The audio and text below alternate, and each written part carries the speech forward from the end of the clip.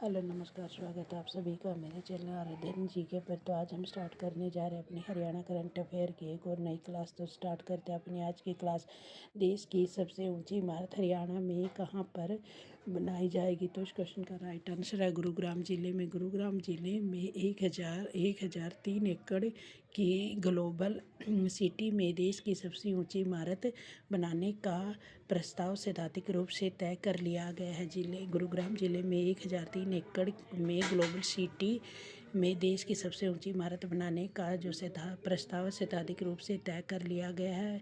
अब इसके बारे में कुछ इंपॉर्टेंट पॉइंट जान लेते हैं। गुरुग्राम राज्य का पहला स्काई वॉक प्रोजेक्ट शुरू किया गया है। गुरुग्राम शहर में राज्य का पहला स्काई वॉक प्रोजेक्ट शुरू किया गया है। हरियाणा में सबसे पहले 2010 में मेट्रो ट्रेन गुरुग्राम से चली थी। हरियाणा में सबसे पहले 2010 में मेट्रो ट्रेन गुरुग्राम से चली थी। गुरुग्राम के मानेसर में जुलाई 2025 को देश का पहला स्थानीय निकाय का राष्ट्रीय सम्मेलन किया गया था। गुरुग्राम के मानेसर में जुलाई 2025 को देश का पहला स्थानीय निकाय का राष्ट्रीय सम्मेलन किया गया था।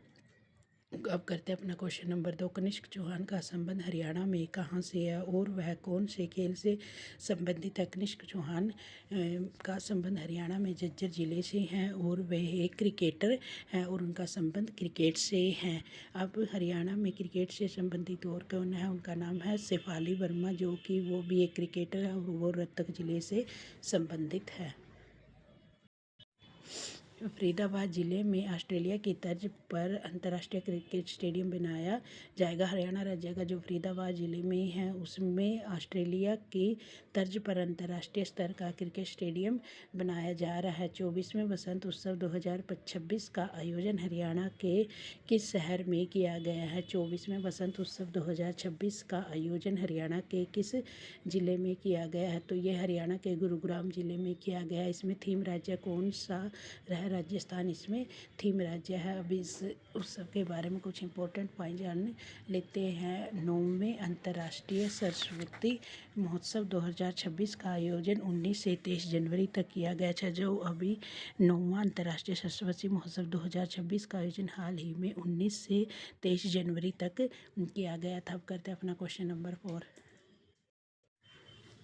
25वां भारत रंग महोत्सव भारंगम 2026 का आयोजन हरियाणा में कब से कब तक किया जाएगा? तो 25 में भारत रंग महोत्सव भारंगम का आयोजन 9 से 12 फरवरी तक कहाँ पर किया जाएगा? रोहतक जिले में। 9 से 12 फरवरी तक रोहतक में किया जाएगा। भारत रंग महोत्सव भारंगम का 25वां संस्करण 9 से 12 फरवरी तक Dada Lakshmi Chand state university of performing and visual arts SUPVA Rohtak में किया जाएगा। यहाँ देश विदेश के कलाकार आएंगे। जो सुपवा यूनिवर्सिटी है उसकी स्थापना 2011 में हुई थी। अब इसके बारे में कुछ इंपॉर्टेंट पॉइंट जान लेते हैं। MDU महर्षि दयानंद यूनिवर्सिटी की स्थापना 1976 में हुई थी। IIM रोहतक उसकी स्थापना 2009 में हुई थी। IIM रोहतक की स्थापना 2009 में थी। भारतीय प्रबंधन संस्थान IIM रोहतक 2009 में भारतीय प्रबंधन संस्थान की स्थापना हुई थी। बाबा मस्तनाथ विश्वविद्यालय 2012 में इसकी स्थापना हुई थी। बाबा मस्तनाथ विश्वविद्यालय 2012 में इसकी स्थापना की गई थी। अब करते हैं अपना क्वेश्चन नंबर 5। हरियाणा के कुरुक्षेत्र जिले में कौन सी पशुधन प्रदर्शनी का आयोजन किया गया है?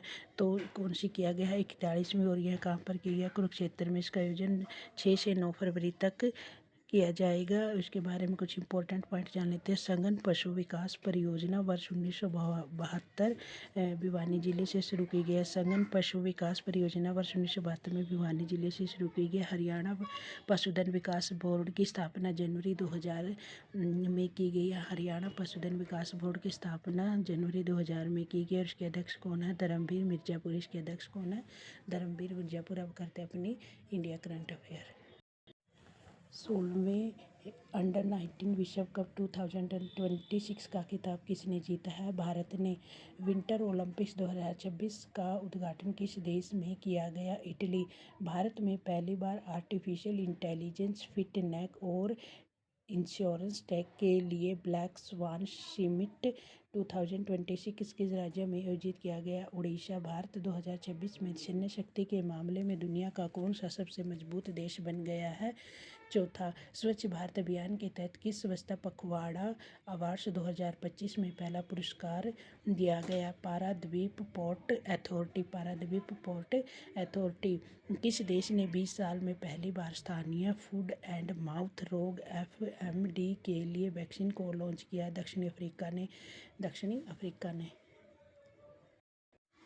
भारत में एंटी ड्रोन सिस्टम तैनात करने वाला पहला बंदरगाह कौन सा बन गया है?